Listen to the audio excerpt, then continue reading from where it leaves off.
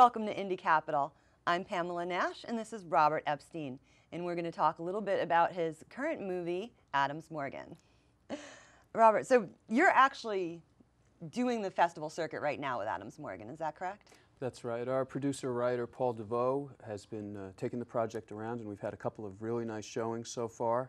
It debuted in D.C. at the Avalon Theater on Mother's Day.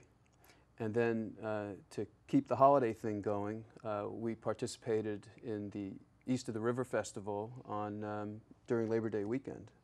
And that was another great project. So, Paul's continuing to submit that, and we've gotten really good responses to the film when it's been seen by the audiences. I want to talk a little bit about how did you get into this project? I've known you in DC as a Meisner instructor, and we're going to talk a little bit more about that. But how do you go from training actors to directing them? Well, to me it was both a natural and a really exciting transition. One of the things that happens when you're particularly teaching Meisner-based technique, you go for many, many months teaching the actors to follow their own impulses and to absorb the techniques that you're giving them through their own process. So I spent all that time holding back on any directing notes that I have. Basically, I give teaching notes, which is different. Say, well, you know, if you approach it this way, it'll come out a little bit more that way. And you try to, you know, let the actors develop the process, because when they leave your studio, you want them to be able to use the technique independently. So to be able to take all of that work with actors and understanding how a scene works, how you get an actor to work effectively in a scene and rehearse the scene, all the steps in doing that, and then to take it onto the set and be able to take the other position and direct the actors with that information in hand, it's very exciting, and it really applied very directly. What was it like working with some actors that have not been through Meisner training? That's a really interesting question, and I keep telling my students all the time, you're going to be working with other actors who don't work this way, and you're going to be working with directors who don't work this way, and you have to use your technique to adapt. So there's one piece of Meisner that you can always focus on with anybody, and I had a great cast that Paul and I put together. Paul did a lot of casting, did callbacks, weeded out a lot of the original actors, and then he brought me in for the final callbacks, and I brought in some of my students and some of the actors I knew, and between that group we came up with a really, really nice dynamic, very enthusiastic cast, and they came from all different backgrounds. We had people who had the Meisner training from me. We had people who had been trained by Kinetic theater, who, you know, really worked from a physical standpoint, but they also had a very strong overall acting training as well, and people from other backgrounds too. And the one aspect of Meisner that I focus on, and that I was able to focus on with all of these diverse actors, is the idea of really interacting with the other person, paying attention to what you're getting from each other, establishing a relationship, and so that your responses to each other are real. Real responses, truthful behavior. And everybody was able to, with a little bit of direction and their own understanding of the scenes, were able to fall into that. You can see in the scenes in Adams Morgan, people are acting in their own ways, and they have their own backgrounds. But there's a lot of interaction. There's a lot of face-to-face attention. And there's a lot of response that's, you know, small responses, little responses, interesting responses that come from real human beings rather than from actors. And that's the main Meisner principle. You can apply it as a director even if you don't have Meisner actors. And let's, just for those who aren't familiar, can you just give us a sentence or two about what is the Meisner technique? Sure.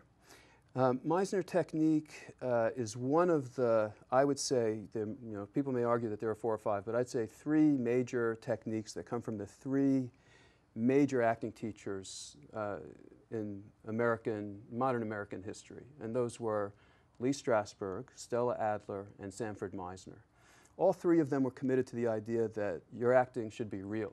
They had broken off from the old-fashioned tradition of acting out what you were doing and doing kind of theatrical performance. They wanted everything to be based in real human action, real human emotion. But they each had their own approach to that. Without going into a long history, Meisner focused on behavior and working off of the other person. He felt that relationships and how you respond to another human being was the best way to get truthful, full, emotionally authentic acting. And so the whole training in Meisner starts from that premise. You have what's called the repetition exercise, which is known within acting circles. where you spend months face-to-face with another person, just going back and forth, repeating a phrase, then noticing something about the other person's behavior, repeating more phrases, and through that process you learn to respond with specific behavior to every single thing that happens in the relationship. So you get a kind of micro-acting, where the actors are capable of responding on a dime to this, this, this, this at every single moment as they act.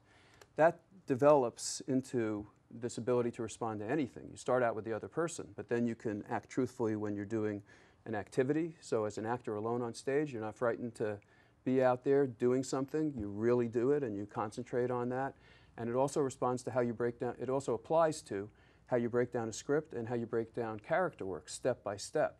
So Meisner has a truthful, impulsive, creative process that allows you to find very specific elements of all the phases of an actor's work. And you have been teaching this for 25 years, yeah, thereabouts? It's even over 25 More than now. 25 years. And I'm afraid to count. I've spoken to one of your students because I'm very diligent. And I understand that you have your own kind of expansion of the Meisner technique that is influenced by Eastern philosophy, which is very fascinating. Could you tell us a little bit about that? Well, that's interesting. I kind of feel that Meisner technique itself has a strong Eastern element. It has some things in common with certain aspects of Zen, Mahayana Buddhism. And I'm also very interested in Zen. I've had an interest in Eastern philosophy for a long time. And the aspect of it that I think they really have in common is this idea of being present, being aware, and taking in exactly what's happening in the moment. To quote the Buddha, he once said that in the scene there should be only the scene, in the herd only the herd, in the thought only the thought. So instead of causing a confusing thought process about everything you experience, you kind of hang out with exactly what's happening and find out what's your immediate response to that. And that, in Buddhism and in Eastern philosophy, that puts you in touch with a sense of reality, a sense of presence in the moment.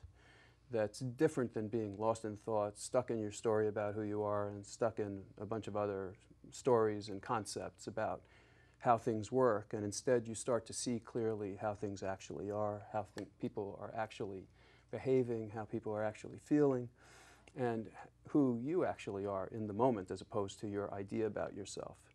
And by being in the moment that way, whether you're doing it through Meisner or through this kind of Zen approach of being present in the moment, it allows you as an actor to respond in a clean sort of a way to what's really going on, rather than bringing a whole bunch of, preconceived ideas to what you're going to do as an actor.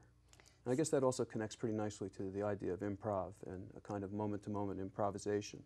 Yes, and I was just going to ask you, we hear the idea of Zen and being present as, I think people's initial response is, oh, well, then you got to just slow down and relax. But in actuality, that kind of serves you very well if you've got to make something up on the spot. And you had a couple of things that happened on the set that you had to just improvise in the kind of, this isn't working out the way we planned, what should we do? So let's talk about... Absolutely. And just a quick note for that, that's the way that, and it is another thing in common that both the Zen tradition and Meisner have in common, is that the Meisner actor is actually prepared to deal improvisationally with anything that comes up because they're trained to respond through their impulses to what's happening in the moment. So if something new happens, they incorporate it. That's true in Zen also. The Zen masters are very famous for doing spontaneous things depending on what's going on in a situation, and sometimes either frightening or enlightening people depending on what's happening. Also throw in there, just as a side note, that I have a background in jazz improvisation also. So another influence on improvisation and creating things in the moment is the fact that I played saxophone and other instruments for many years and explored improvisational jazz. So. That's very interesting because within the realm of music, you've really only got 8 notes. And so you're kind of restricted, and if it's jazz, then you've got certain other elements to the notes. You've got your beat and all that stuff. We're not going to get into music theory, but do you find that restricting, or do you find that expanding to have to work within those? You know, it's funny, just for a quick note on the jazz aspect, and I think it applies to acting really strongly too. There was a time when, after playing a whole bunch of fast saxophone stuff, I got to a point where I felt like all the notes were the same and I was just playing up and down the notes and wasn't really creating melody. And I stopped for a while. I stopped playing for about a year. And then when I went back to it, I started playing, like hearing the notes for the first time and seeing what notes wanted to come after the next notes and playing slower. And it led back to a decent, you know, sort of jazz rhythm and decent speed, but with more understanding of melodic structure. That can happen in acting too. People sometimes think you just have to improvise like crazy in order to be spontaneous, when in fact sometimes the best improvisation is waiting and seeing how you respond to something and letting something real happen rather than just jumping all over the place. So let's talk about a couple of examples, because we do have some clips from Adams Morgan, the movie. Okay. And the music store scene was improvised in the way we think of improv. So tell us a little bit about that. Yeah, that was a funny situation. It reflects both improvising the acting as well as improvising the production. And that was one really fun thing about the way that Paul and I had to work to get this thing together. Paul was running around like crazy getting locations, and we were scheduling them in whatever order we could and then shooting the scenes in whatever order we had to. And that happens on films a lot. But it was a very tight schedule. We'd get surprised. We're doing this location tomorrow at 10, and we'd have to get all this stuff and go over there. So we were met by surprises as well because we were improvising the schedule like that. And on this particular occasion, we were going to do this really fun scene with Shaz Khan, who plays Lance, the rugby player in the film. And he was going to wander into this record store to try to sell his record collection to get enough money to take his girlfriend out on a date. So kind of cute premise. And we had two actors who were supposed to show up and play audiophiles who were coming in to buy records just to kind of set the scene, and neither of them showed up. One of them was really into jazz and was looking for a Thelonious Monk album, and the other one was interested in go-go, the local DC music. And so I jumped in and took the role as an actor, combined both roles into one, and created this kind of eclectic jazz fan who was both into jazz and go-go and would come in and ask for both things. And it was kind of fun to create this sort of funky character on the fly and then improvise with it a little bit with the folks who were in the record store. And we had a lot of fun doing that, and it came out really nicely. And we have the clip. So let's take a look. How's it going? Hey, may I help you? Yeah, got any go-go? Absolutely. Are you looking for anything in particular? Yeah, I'm looking for something by Rare Essence, live at Breezy's Metro Club. Ah, excellent choice. That's the one with the extended Go-Go Mickey on it. It's in the homegrown section, straight down that aisle right there. Last bin on your left. Okay, and I'm also looking for a little Thelonious Monk. He's in our icon section. Now, there's some great solo ones, but my favorite is the one with him and John Coltrane. Excuse me? Far left against the wall.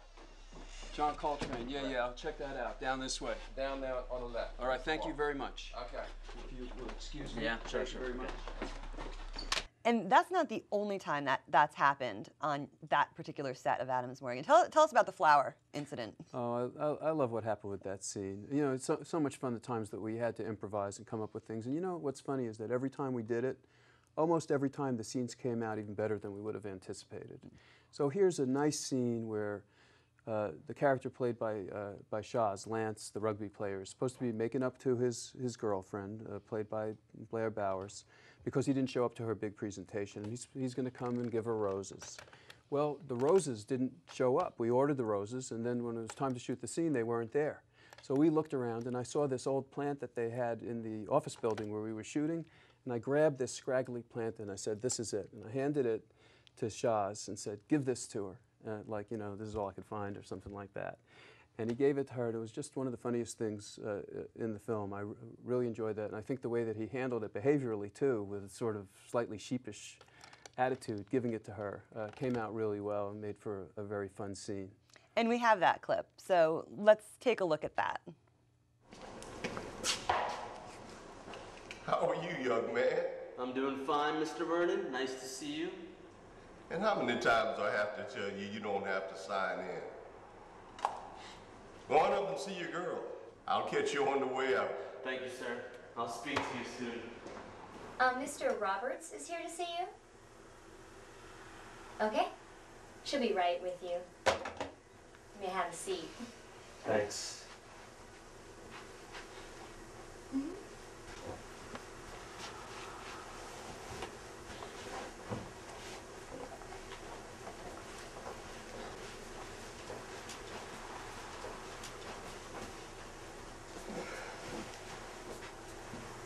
Nice to see you, Lance. What a pleasant surprise.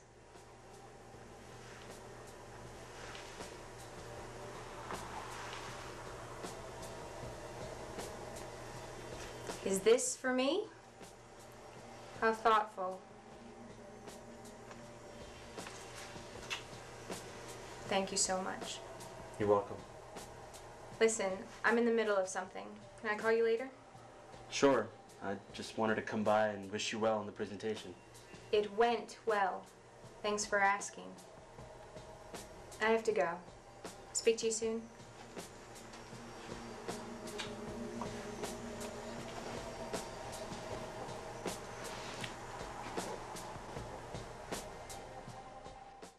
You know what I like about that? I saw the film at the East of the River Film Festival, that's and great. that actually fit in so well with what his character was established. Yeah. Like, if you hadn't told us that, like, you would have thought that's exactly the kind of plant he would have got, too.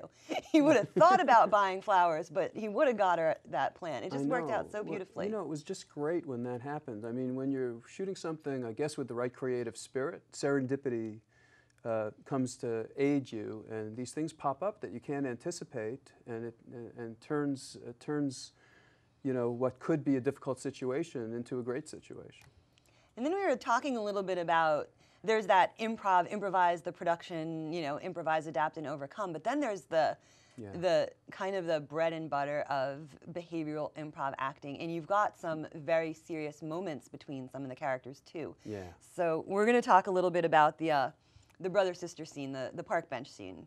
Yeah, that was Josh Murray, who was did a great job in the film, and the character played by his sister is played by Blair Bowers, and the two of them are having a very intimate talk on a park bench, and I love that shot. First thing, just the way it worked out. The lighting was beautiful, the framing was beautiful, and it was just a really nice scene the way it was set up. And then the two of them started dealing with each other and talking to each other very intimately about a family situation that was painful.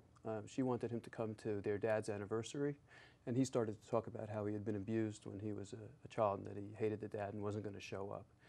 And in interacting that way, you saw the little looks that they gave to each other, the way they interacted as brother and sister, and then there was a point at which you know, they grabbed each other's hands and gave them a squeeze and held hands for a little while. And it was just through the interaction and the little behaviors that they exchanged, you could really see that they were brother and sister, that they had this history together, and that they cared about each other. And here's the beauty of that type of technique.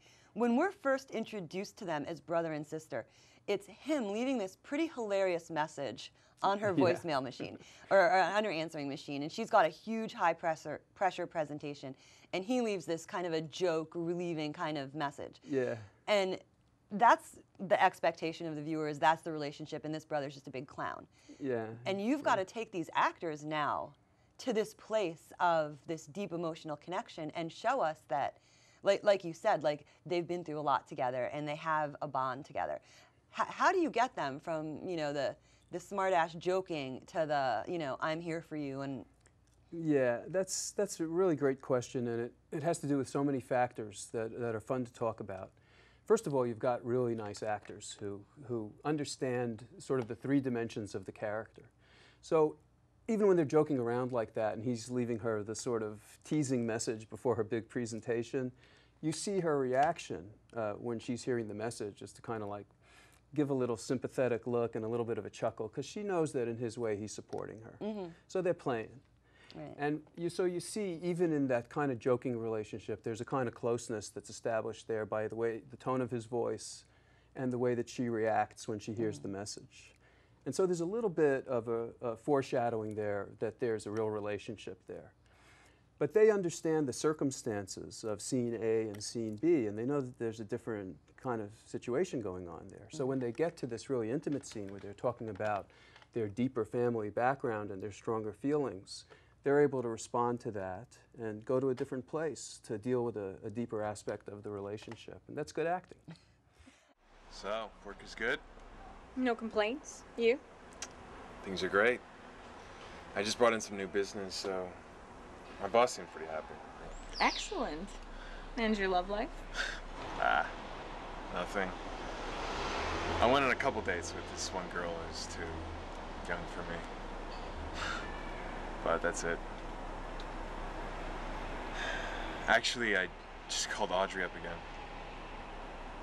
Now that I landed this new client, I don't know.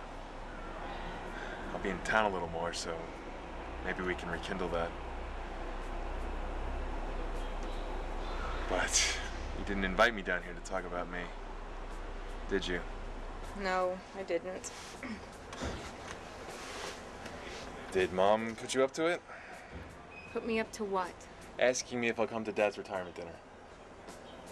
She might have mentioned it, but I'm asking you to come for me. Nice of you to ask. Pretty sure I'm busy though. Yeah, right. Okay, how about I just don't want to go? Why would I choose to spend a moment with the man?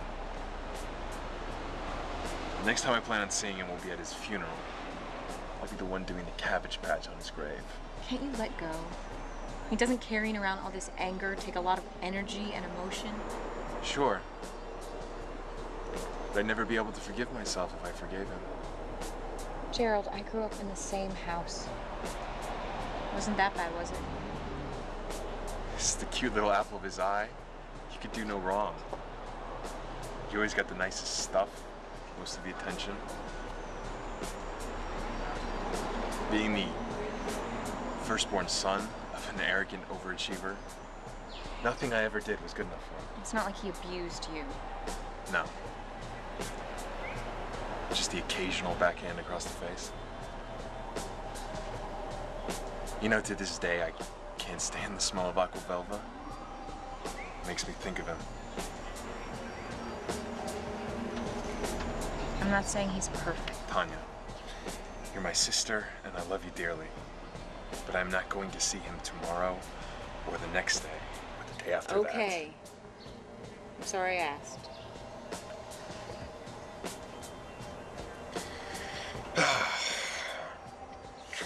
We're so busy having that uncomfortable conversation, I forgot to ask. How are things with you and Lance? I don't know, Gerald. I don't know. I'm gonna give it one more try tonight. How about that?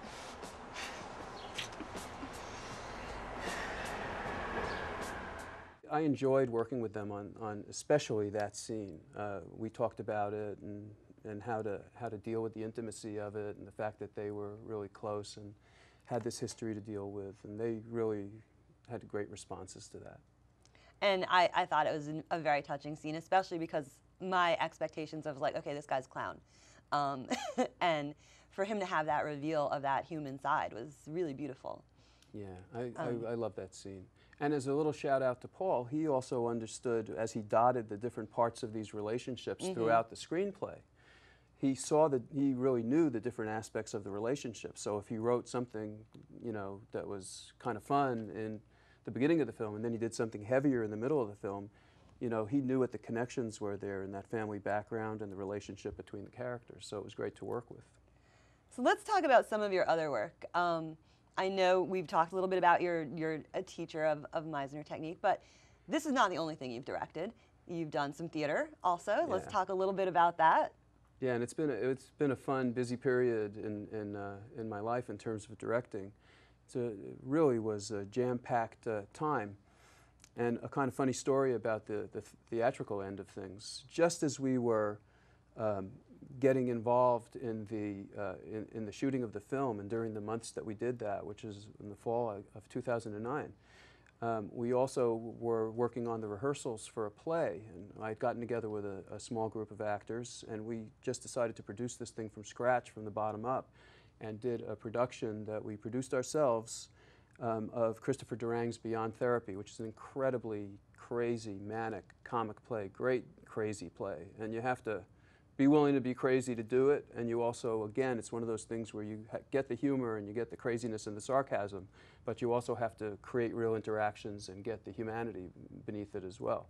So we did that production, and then we wound up, figured it was finished. It was very hard doing our own production, doing everything from scratch, but it came off really well. In fact, we wound up having a crazy performance in the snow in the winter of 2010, where one of the snowstorms that we had then, and audience members wandered in through the snow and took their seats even though nobody could drive and we didn't think anybody would show up, and we wound up with people in the audience. And then we got the play accepted by the Fringe Festival, and we took the whole play and reconstituted it in a new space, and we did the DC Fringe Festival version of it in DCAC in the summer of 2010, and got a nice review and had nice audiences for that and had a lot of fun with it the second time through. And just as a side note, I love DCAC. It's my favorite black box, my favorite little performing space in DC, and I always wanted to do something there. And Beyond Therapy was just the perfect play for that space, very intimate, very sort of dark as a play. And we had the audience right up on top of us. It's a very interactive play with a lot of little relationships, so that was a lot of fun.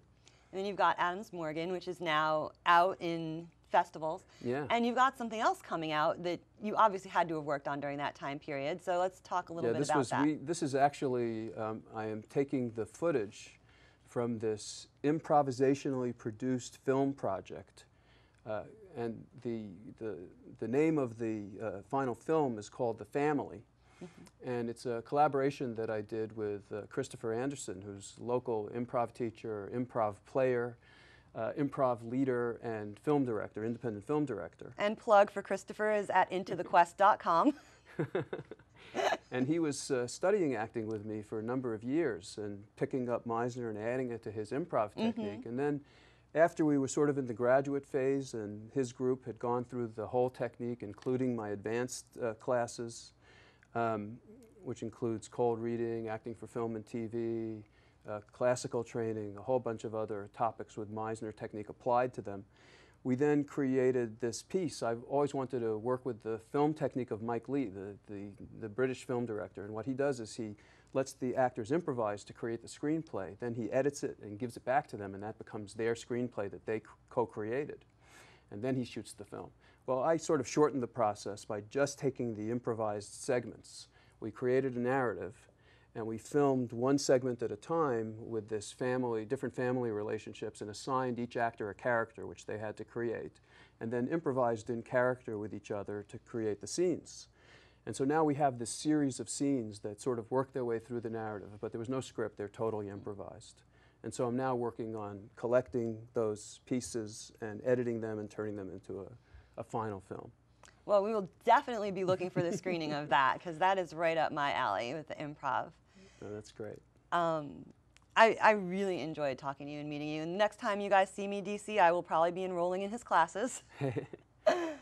For Indie Capital, I'm Pamela Nash, and this has been Robert Epstein.